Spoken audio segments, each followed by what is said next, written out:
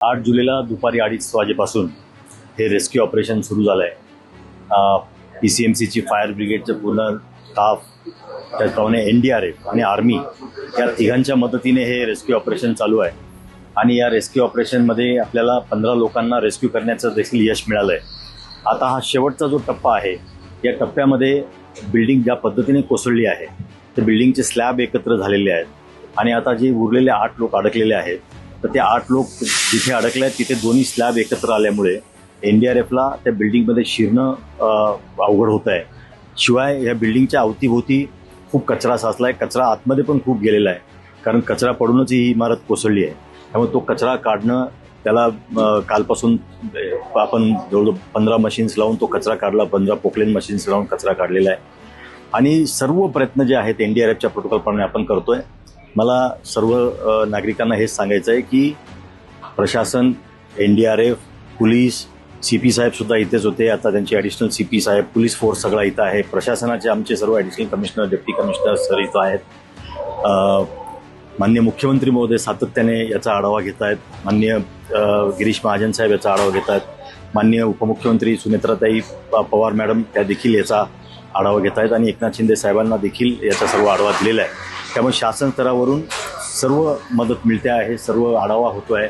आमचे महापौर साहेब, आमचे स्टँडिंग कमिटी चेअरमन, आमचे सर्व नगरसेवक आहेत, पदाधिकारी आहेत, पक्षनेते, हे सर्व इथे येऊन जात आहेत। खासदार महोदय, आमदार महोदय देखील इथे येऊन गेले आणि सर्वांचं याच्याकडे आमचं सर्वांचं लक्ष आहे की ह्या 8 लोकांना आपल्याला याच्यातून रेस्क्यू कसं करता येईल आणि त्यांचा जीव कसा वाचवता येईल।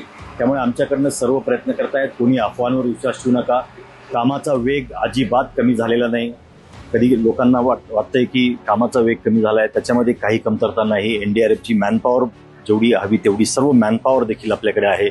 फक्त ज्या पद्धतीने दुर्घटना घडली आहे, की नैसर्गिक आपत्तीमुळे ही बिल्डिंग जी कोसळली, आजूबाजूचा कचरा, त्याचा मिथेनचा गॅसचा वास आणि आतमध्ये शिरताना होणारी अडचण, यामुळे NDRF त्यांचे सर्व शर्थीचे प्रयत्न करून सुद्धा वेळ लागतोय।